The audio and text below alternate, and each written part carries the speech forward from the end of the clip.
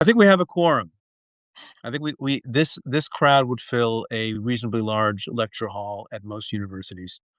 So Joyce Vance, my dear friend and co-host, and our a congressman, not my congressman, my friend, my former colleague, Congressman Dan Goldman, is with us. And Joyce and I have talked a lot about this. I know, Congressman, you have. It's one of the most important issues in the country right now: immigration enforcement, and the two killings now that have happened in fairly rapid succession in Minneapolis, devastating to a lot of people. What's your reaction as a member of Congress? And do we have to worry about this kind of thing coming to New York or other cities? I'm both horrified and irate. Preet, I think, is probably Yeah. the way that I would put it. The notion that we would have secret, masked law enforcement agents traipsing around cities looking for confrontation, initiating violence, and then at any moment shooting and killing people is just so un-American and so startling that we're really in a different. I think we're just in a different place right now than with almost anything else that this administration has done. And I am certainly worried that they will continue to do this to any city. It is clearly designed as retribution to some extent. In this case, they chose Minnesota because of their because of the fraud ring that the U.S. Attorney's Office has charged there. But it's so far beyond the pale of anything that we would ever expect that I think both as a member of Congress and just as an American, I'm absolutely horrified by what we're seeing there. So something that I hear a lot of people doing is expressing similar feelings to yours: anger, annoyance, disbelief that this could be what's happening on American streets. And Preet made a good point when we were talking earlier this morning. He said in both of these shooting deaths, you see people, Renee Good and Alex Pretti, who believe that they're still operating in a universe where law enforcement is restrained and respectful and doesn't shoot American civilians for no good reason. And I think the question, and one of the reasons I'm glad to have a chance to talk with you today, is who can do something about this and what can be done. And so to ask the question directly, can Congress do something about this? Yes, Congress absolutely can do something. I would just take a step back for a moment and stress that the urgency for Congress to do something really exists because this administration is not doing anything to hold people accountable. And what we're seeing from the ICE officers and the CBP officers is outrageous. It is illegal. It violates the Constitution in any number of different ways. But what really makes it scary, and what I think really demonstrates its dissension into fascism, is that there's no accountability. So you have these murders, and the FBI is trying to carve out the state investigative authorities, and then the FBI is declining to investigate. Now, I read something yesterday that there does not yet appear to be an FBI investigation into the murder of Alex Pretti, and we know that Preet's former colleague, Todd Blanche, already said on video that, said on TV that they were not investigating Renee Good. But when you have this excessive force and lawlessness, and then you have no accountability, they're acting with total impunity. And so what Congress needs to do is to step in right now, and we have an opportunity to do that this week in the Senate with the DHS funding bill. The first thing that has to happen, and that I believe is absolutely necessary, we cannot wait for impeachment of Kristi Noem. She needs to be fired immediately. If you're going to have any accountability, it needs to start from the top. And she has violated so many laws and so many constitutional provisions in not only, I mean, in supporting and supporting her people from doing these outrageous things. She's also just blatantly been lying about what we've seen. And so the very first thing that we need is accountability. We can include, for example, in the appropriations bill, we can include new requirements, new guardrails. Many of them are already in place. So the real problem is that this administration is not following the law. It's not so much that the law isn't there, it's that they're just disregarding the law and there's no accountability. But with this appropriations bill, we can add additional measures. We can require ICE agents to unmask. We can require body cameras. We can require, reports of investigations to Congress. There are any number of different measures we can take, but the fundamental problem is not the law. It is the blatant disregard of the law and the lack of accountability. And can Congress do anything about that? Will Republicans join you, do you think, at this point and demand accountability from ICE? They already are starting to. The chairman of my Homeland Security Committee in the House, Andrew Garbarino, a Republican from New York, issued a letter on Saturday, right after the murder, requiring the heads of DHS, CBP, and ICE to appear for a hearing, an oversight hearing. And we've seen other Republican members of Congress demanding that as well. That is an important form of accountability.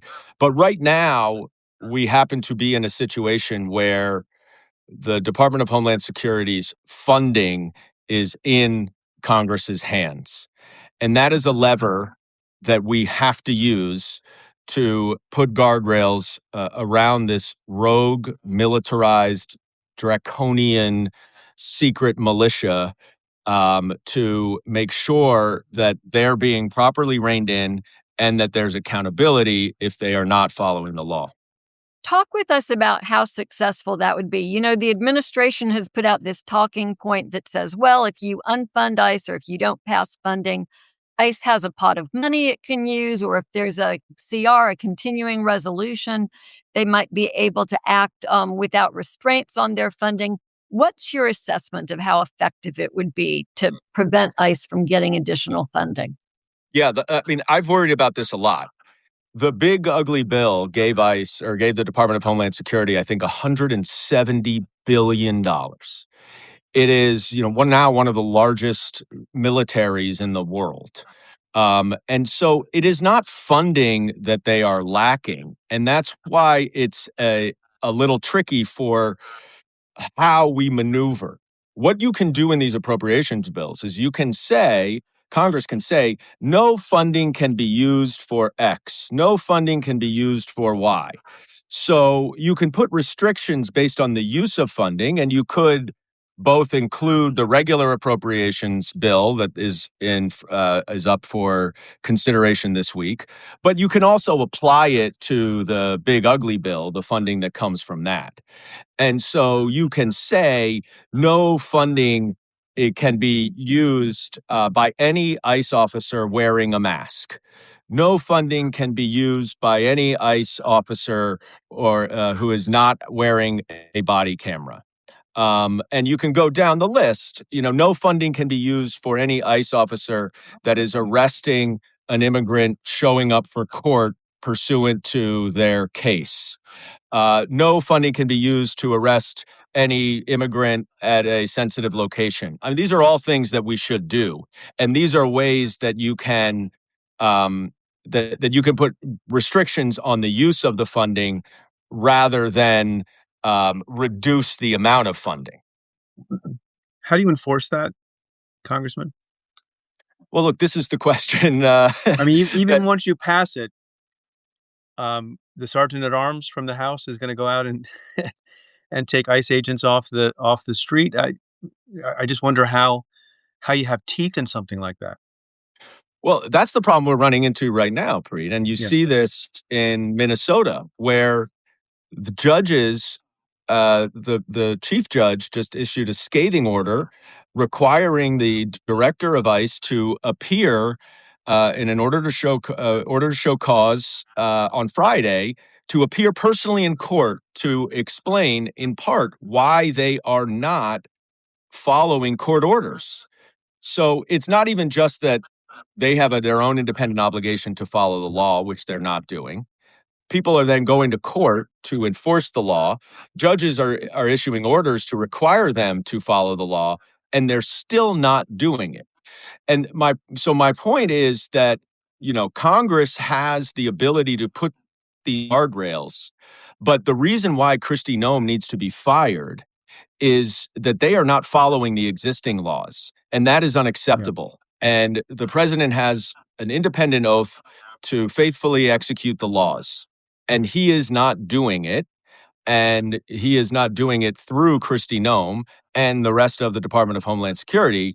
And so the only way to make sure or send the message that regardless of what laws passed, you have to follow them, is to remove Kristi Noem and put someone else at the top who will make sure that these laws are followed.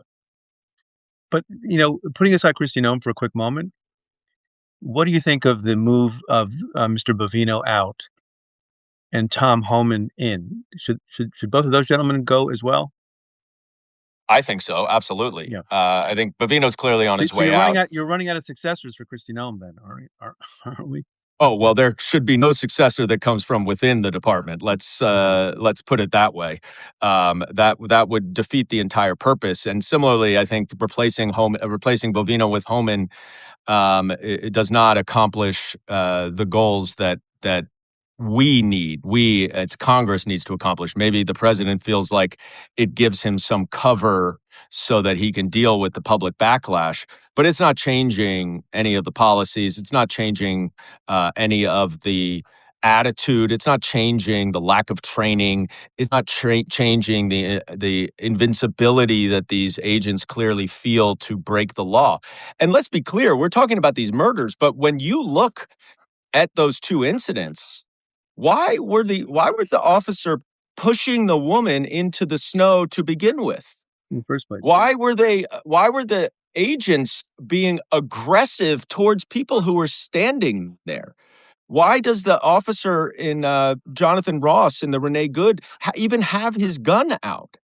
This is not you. The three of us were all prosecutors. We know this is not normal, proper procedures for law enforcement. And that is a huge part of the problem. And that's why one of the things Congress needs to require is a lot more insight and oversight and accountability in terms of the hiring process, the training process, who these people are, and what their backgrounds are. I mean, are these just, some of the Proud Boys who've been pardoned by Donald Trump who are now joining ICE with no oversight? We have no idea, even though we've asked, by the way. And of course, these agents have qualified immunity, which is large protection, and in many cases, rightly so. Here, not rightly so. But in some cases, there's a strong warrant for having some form of partial immunity for federal law enforcement agents. Here, it's become almost a permission structure for bad behavior, right? You're talking about why were they shoving in the first place? Why was the gun out?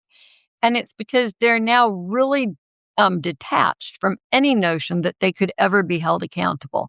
If you can see agents execute people on the streets and then get cover from the president and the secretary, it's got to increase their willingness to engage in misconduct. So I think I ask the same question over and over because I'm unable personally to come up with an answer to it. But does Congress need the public to backstop it so that it has the authority to move forward? I mean, I understand that Democrats in Congress will do everything that they can. It sounds like there are some Republicans who are waking up. We know that this is a White House that responds to sustained public pressure. Is this sort of all hands on deck incident that we've been talking about would inevitably happen at some point? Yeah, public pressure is is vital.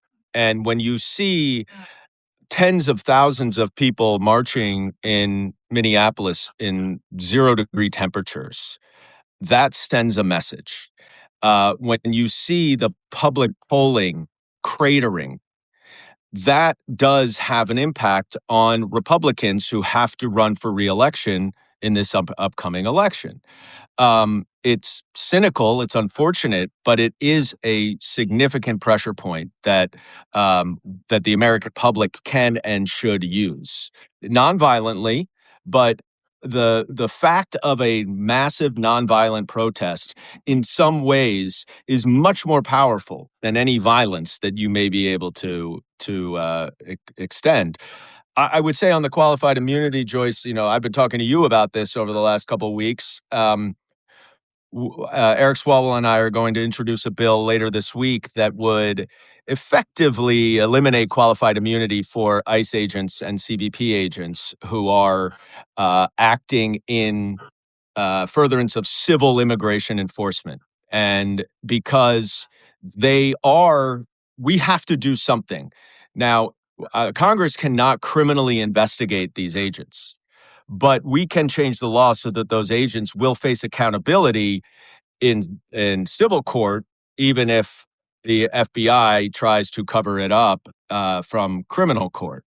And so, that's a narrowly tailored thing that we are focused on, because I agree with you. They need to feel the deterrent of accountability.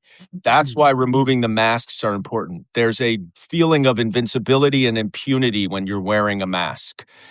They need to know that they could be liable in a lawsuit for their conduct that is outside of the law. All of these things are essential to rein them in. I mean, part of the problem is that to the extent there's criminal authority, we have lots of reasons to not expect accountability at the hands of and under the leadership of Congressman Goldman's former colleague Todd Blanche. So you need private litigants to bring some pressure. I want to remind everyone of that as well. I love how y'all have both said your former colleague, as though you're completely disassociating. Our former colleague. I mean, I never supervised him. All right. All right. Is there anything else? Any final message? We need to let people get back to work. I know you need to get back to work. Maybe you have votes. Any other message you have for either your constituents or, people who live in cities where ICE may be coming? Obviously, this is a question and an issue for the whole country, no matter where you are. But if you live in a city that the president has suggested will be visited by thousands of ICE agents in the near future, what should people do? Well, they ought to be prepared. I think it's very important that people continue not to instigate any violence. It is clear that these law enforcement agents are the ones who are instigating and initiating the violence. And this is all intentional, Preet. This is all part of Donald Trump's plan to send in this militarized new secret ICE militia to inflame tensions, to incite violence, to instill fear and terror, to then say, oh, there's so much violence here, we need the Insurrection Act. I need to invoke the Insurrection Act so we can send in the National Guard. And then ultimately, this is just his way of usurping more power. The thing that I think is critical here is we not only put pressure on Kristi Noem to follow the law, but there needs to be a lot of pressure on Pam Bondi and Todd Blanche to do their damn jobs and to investigate in a civil rights investigation, a criminal investigation, these officers. Because if they are not held accountable, then every single ICE agent knows that they can do whatever they want. They can kill people without accountability. That is fascism at its very, very core. To send out your own effective military on your own citizens with total impunity and no accountability. And so, yes, I have called on the NYPD, for example, to be prepared to intervene to protect New Yorkers from ICE agents, even though we never think about the state law enforcement needing to protect the citizens from federal law enforcement. That is something that every single local law enforcement agency needs to be prepared to do. That doesn't necessarily mean you get into a armed conflict, but there are ways that city, local, and state law enforcement can keep the peace because of these completely out of control ICE agents. And so that is one thing that I think does need to happen. Yeah, one of the most dispiriting things about the second killing is that it happened in the wake of the first one, right? Right. You would have thought that lessons would have been learned, further training would have occurred, restraint would have been the order of the day. And the fact that it happened after the first one within 17 days is a really chilling sign that no one's learning any lessons whatsoever. Joyce, final word to you, then everyone back to work. Well, look, Dan, thanks for spending time with us. We need to know that people in Congress are alert, that they care about this as much as we do, and it's absolutely clear that you do. So thank you for the bill that you're sponsoring and for the thoughtful process you're engaging in. Will you come back and talk with us again if there's more that our listeners can do? Because I think what all of us at home want right now is to know that we can play a role, even if we're not in Minnesota or not in Maine where people are out protesting every day. We need to know what we can do too. Anytime. Now that I know how to use Substack Live, I'm This is your yours first, by the way. anytime. Congratulations Welcome to on your Substack Live. inaugural first appearance on the stack. Wouldn't want it with any two other people. Well, look, it's so good to be with the two of you. It has been, I mean, there's no point in pretending it's been anything else. It's been a horrible weekend, and we're off to a horrible start of the week. This is tough on everybody. I'm trying to take what little humor I can find wherever I can get it, but there's nothing as good as being with old friends and with almost 4,000 people out there who care about this the same way that we do. Absolutely. Thanks for joining, folks. And it's Congressman, thanks it's vital that you guys continue to make your voices heard, that we will continue to make our voices heard, and we will do absolutely everything within our power in Congress to rein in this rogue administration. Win back the House, Dan. We'll do that too. Take care. Take care. Bye, y'all.